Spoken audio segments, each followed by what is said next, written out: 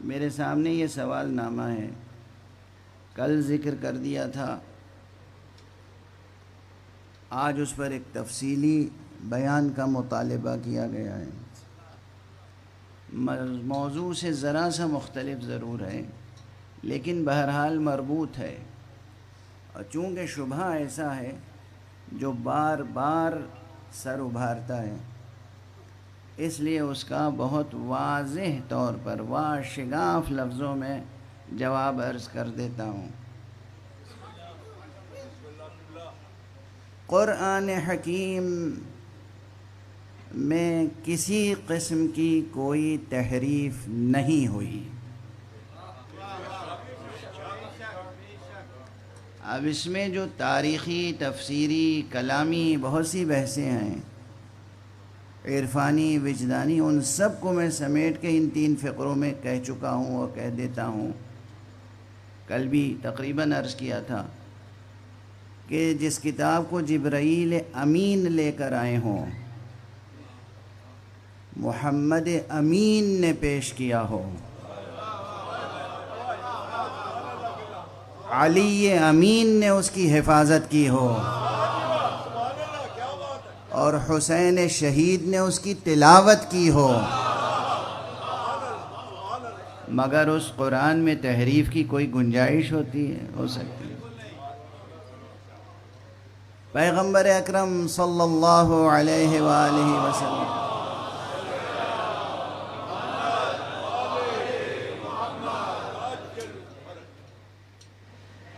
کا لقب امین مشہور و معروف ہے، اس پہ کسی دلیل کی ضرورت نہیں ہے۔ آپ کو صادق و امین کہا جاتا تھا، اور حضرت حق سبحانہ و تعالی نے انہیں صادق مصدق بنایا تھا اور امین بنایا تھا۔ جب وہ امین تھے تو یہ ممکن نہیں ہے کہ کسی شخص کو کہا جائے کہ یہ امین ہے مگر اس کا نفس امین نہیں ہے۔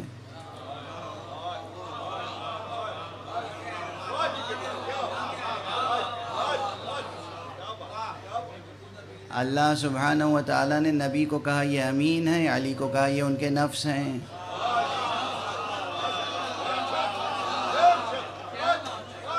تو امیر المؤمنین علی ابن ابی طالب علیہ السلام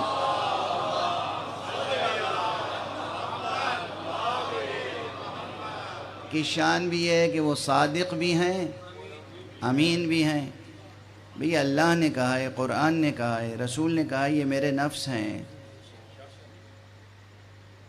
تو جتنی صفتیں نفس میں پائی جا سکتی ہیں، ان تمام صفتوں میں یہ دونوں ہستیاں مشترک ہیں۔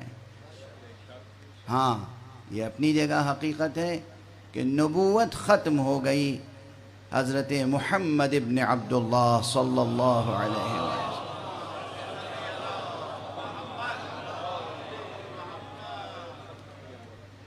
نبوت ختم ہو گئی، اور ہر قسم کی نبوت ختم ہو گئی۔ تکلف نہ فرمائیں حضرات، اپنے کو مشقت میں نہ ڈالیں، زحمتیں نہ فرمائیں کہ نبوت کی اتنی قسمیں ہیں اور اتنی قسمیں ہیں، اور یہ قسمیں ختم ہو گئیں اور وہ قسمیں ختم نہیں ہوئیں۔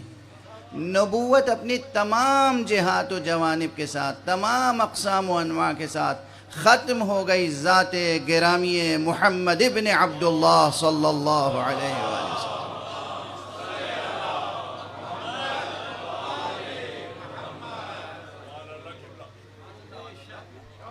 اور یہ جملہ بھی عرض کر دوں، مکرر عرض کر چکا ہوں لیکن تسلسل بیان میں ہے تو عرض کر دوں، چونکہ یہ جملہ یاد رہ جائے گا تو ایک بہت بڑی برہان ہے جو یاد رہ جائے گی، اگرچہ اس برہان کی تفصیلی تقریر پیش نظر نہ ہو۔ کہ سوال اگر یہ کیا جائے کہ آخر نبوت کیوں ختم ہو گئی ان حضرت پر، تو اس کا جواب یہ ہے کہ ختم اس لیے ہوئی ان پر کہ حقیقت نبوت منحصر تھی انہی کی ذات میں۔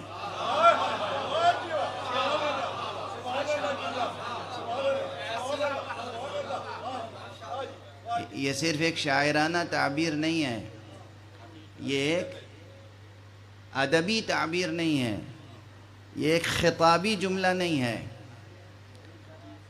یہ خطابت کی کوئی ایسی بات نہیں ہے کہ آپ کہیں جوش خطابت میں کہہ دیا اور سخن آرائی کے لیے کہہ دیا. یہ ایک بڑی برہان ہے. نبوت آپ پر ختم اس لیے ہوئی کہ آپ ہی کی ذات میں منحصر تھی. حقیقت نبوت منحصر تھی ذات محمد میں صلی اللہ علیہ وآلہ وسلم، اور اسی لیے انہی سے شروع ہوئی تھی، انہی پہ ختم ہوئی.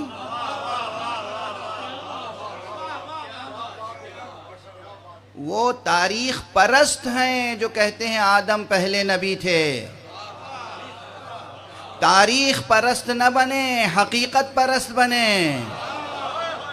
حقیقت یہ ہے کہ مصطفیٰ ہی نبی اول تھے، مصطفیٰ ہی نبی خاتم تھے. آپ کا ارشاد گرامی ہے کنت نبیا وآدم بین الماء والطین، میں اس وقت بھی نبی تھا جب آدم آب و گل کے درمیان تھے.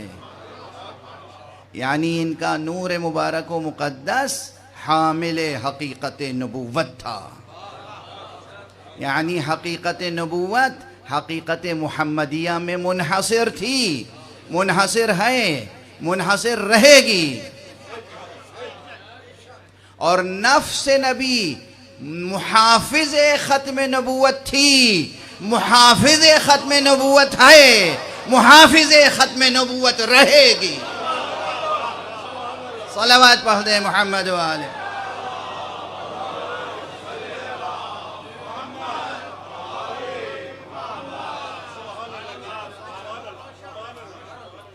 یہ پوری امت یا پوری ملت یا یہ پورے کرۂ ارض کی عالم بشریت جمع ہو کر نہ کسی کو نبی بنا سکتی ہے، نہ کسی کی نبوت کی حفاظت کر سکتی ہے. نبوت حقیقت ہی کچھ اور ہے اور اس کے محافظین ہی کچھ اور ہوتے ہیں.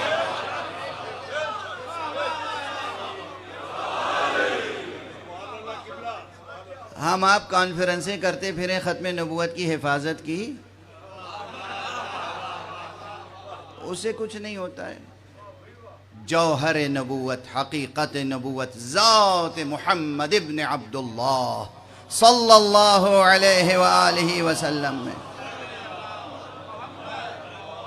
منحصر تھی، منحصر ہے، منحصر رہے گی. انہی سے شروع ہوئی ہے نبوت، انہی پہ ختم ہوئی ہے نبوت.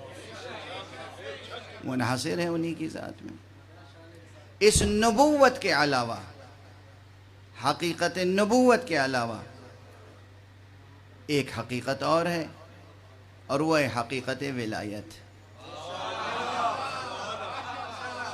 دونوں میں اتصال ہے، دونوں میں ربط ہے، دونوں میں تعلق ہے.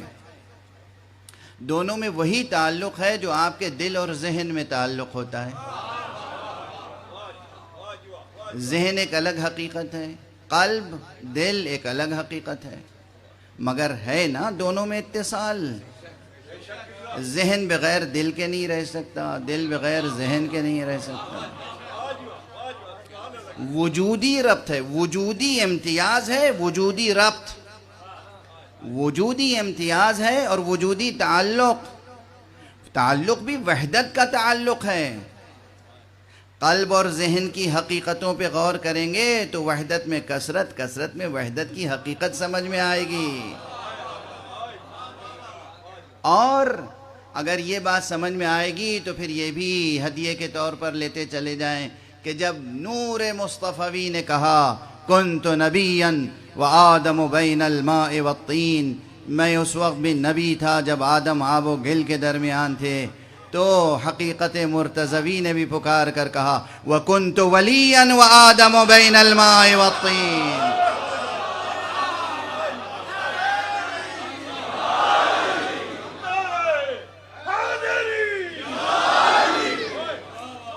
میں ولی تھا اس وقت جب آدم آب و گل کے درمیان تھے. اسی لیے یاد رکھیے کہ اس فقیر نے آج سے تقریباً 40 سال پہلے یہ جملہ امام بارگاہ غفرہ مآب میں لکھنؤ میں عرض کیا تھا، علی تنہا ولی نہیں ہیں، علی ولی ابن ولی ابن ولی ابن ولی ابن ولی ابن ولی ابن ولی تا آدم اور ما فوق آدم ما قبل آدم علی ولی ہے۔ جو ان حقیقتوں کو جانتے نہیں انہیں جاننے کی کوشش کرنی چاہیے،